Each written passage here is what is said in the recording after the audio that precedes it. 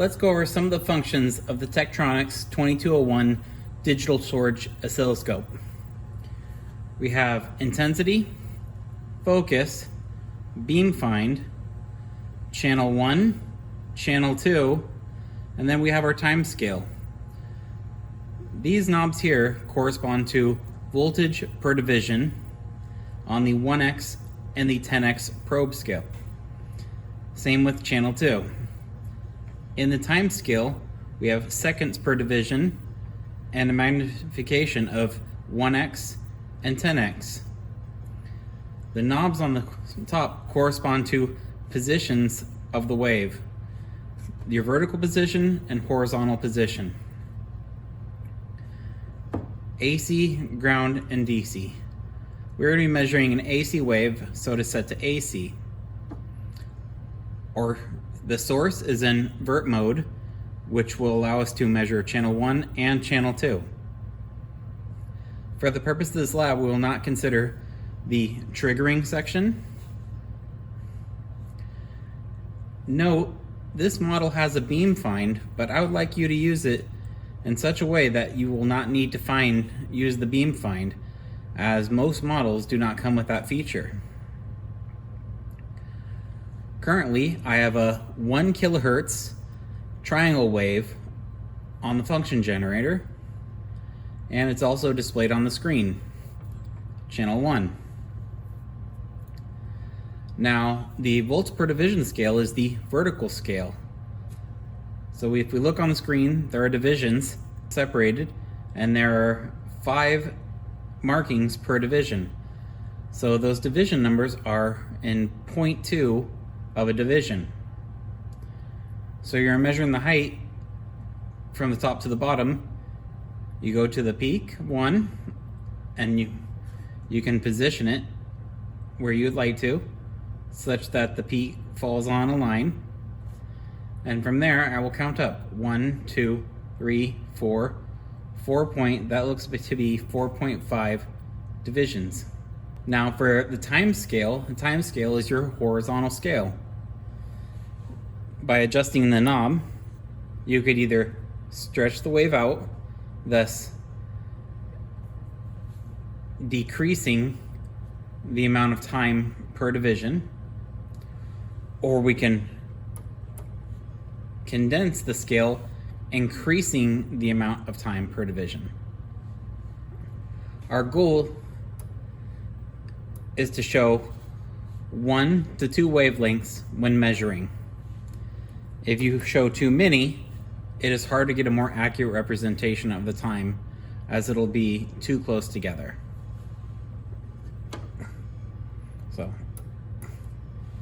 And on the vertical scale, by adjusting this knob, you can either expand the scale by decreasing the time per division, or condense the scale by increasing the time per division.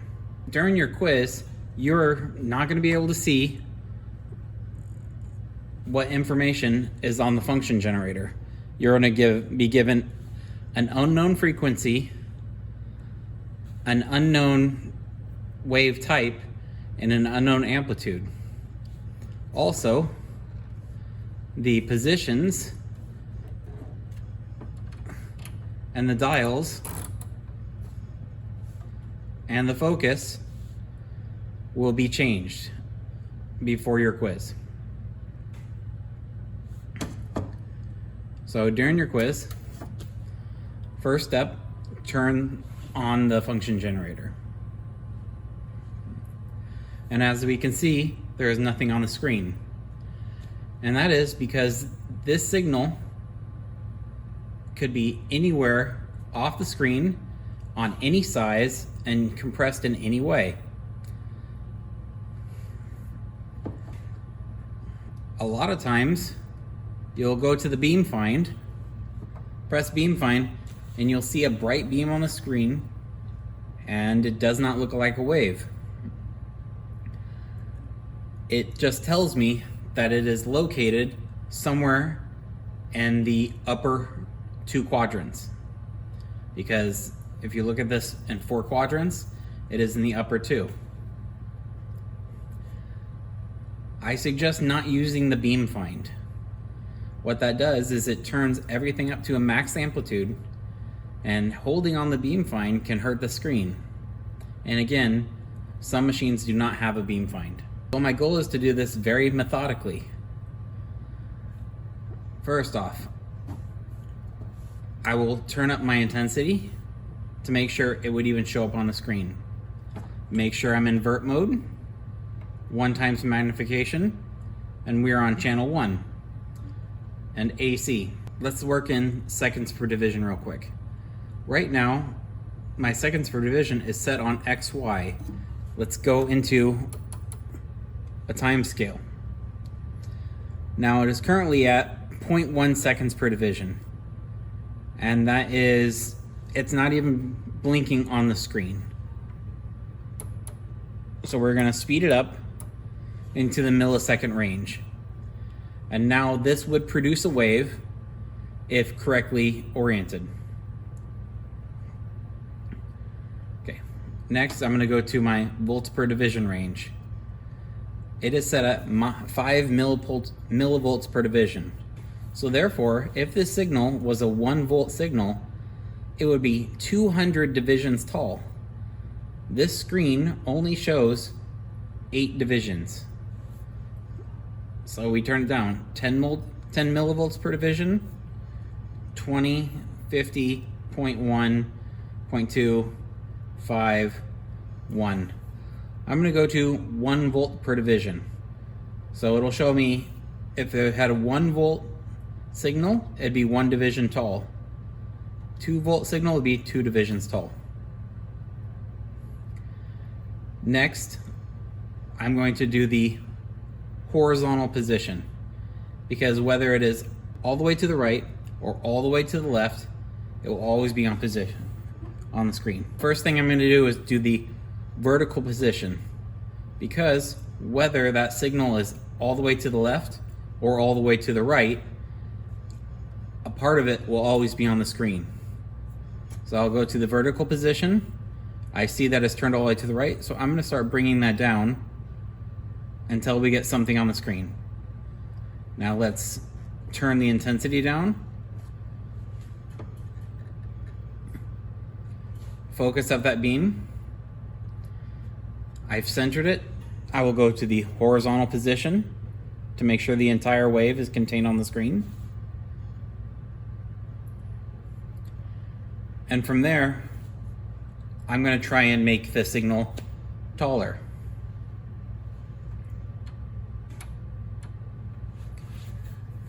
So what is happening here?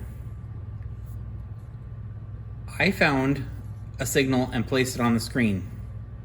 I made an assumption that was the entire signal, and that was a bad assumption.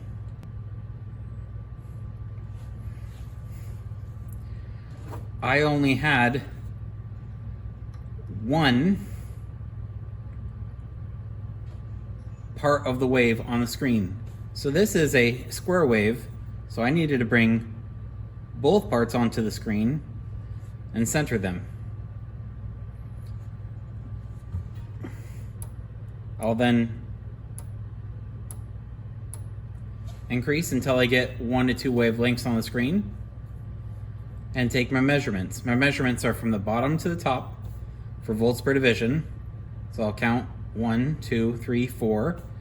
4 divisions at 2 volts per division. Therefore, this is a 8 volt signal. Now we will do the time base. We can adjust the horizontal position. I'll make it so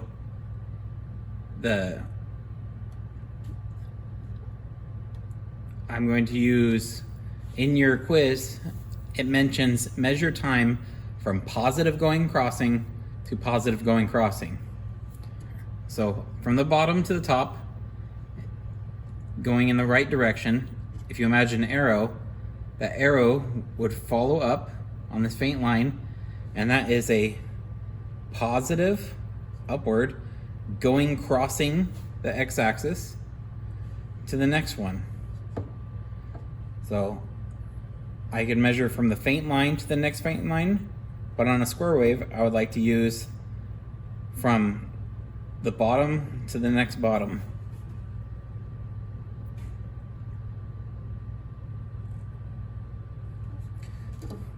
One, two, three, four, five, approximately 6 divisions at 20 microseconds per division.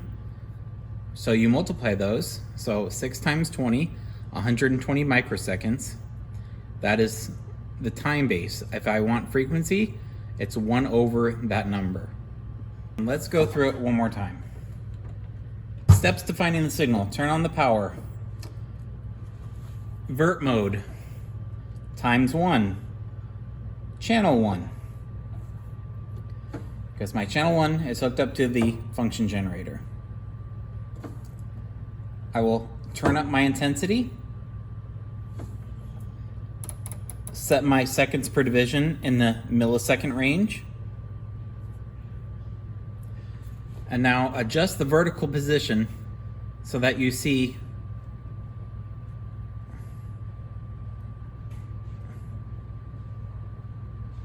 the wave on the screen.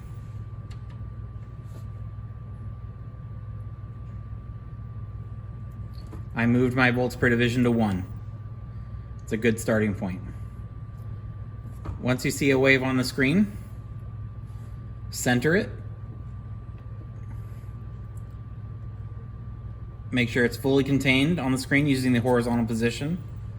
And then I will adjust the seconds per division to contain 1 full wave. We'll turn down that intensity. I don't want to burn out the screen.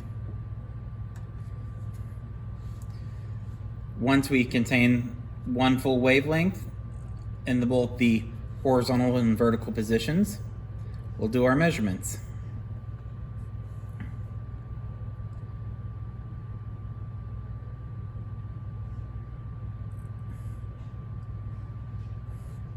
To measure the voltage, I'll measure from the bottom of the wave to the top of the wave, counting the number of divisions and multiplying that by my volts per division. This is on the 1 times scale. The 10 times is a physical probe that must be attached to the oscilloscope. Now, for measuring time, it may seem easy to try and go from peak to peak. That is not a proper way of doing it because peaks can often get fuzzy, and on a sinusoidal wave, the peak is very hard to discern because it is rounded. So therefore, we're going to be using positive going crossing to positive going crossing. So positive going crossing the x-axis to positive going crossing the x-axis, 1 full wavelength, 1, 2, 3, 4, 5, 6.2 divisions at 0.1 milliseconds per division. Those numbers get multiplied together and that will give you the time base. 1 over that number is the frequency. Part 2 of the quiz, you're asked to find and measure the frequency of a tuning fork. A tuning fork will have variable amplitude depending on how long it has been ringing. To do this, we'll be in channel 2, vert mode, 1 times magnification, AC. We'll give that a little ring. So I have it in a very small volts per division. The reason being that voltage you're seeing is much smaller output than in some of the function generator. So I'm going to go to 50 millivolts per division on my volts per division scale and somewhere in the millisecond range. Hit it.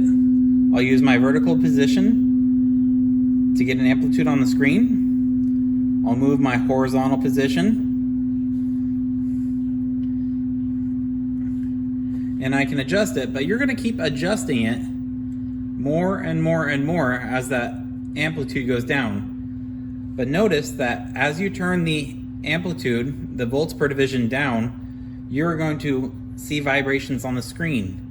And that's because that's picking up all the extraneous noise in the room. Noise could be the noise of my voice. It could also be noise by other electronics.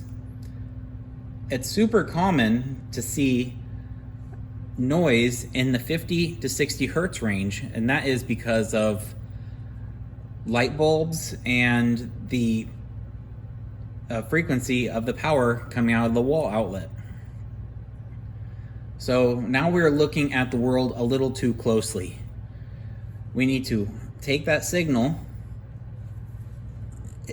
excite the signal, and now we'll look at it further away, which will drown out the noise. So the goal is not to get an amplitude, because an amplitude wouldn't mean anything. We want the frequency. So we'll drown out the noise, move the position, and count from horizontal going crossing to horizontal going crossing. 1, 2, 3, 4 divisions. 1 millisecond per division, so that's 4 milliseconds. 1 over that number is 250 hertz. This is a 256 hertz tuning fork. And that's how you'll measure the sound of a tuning fork.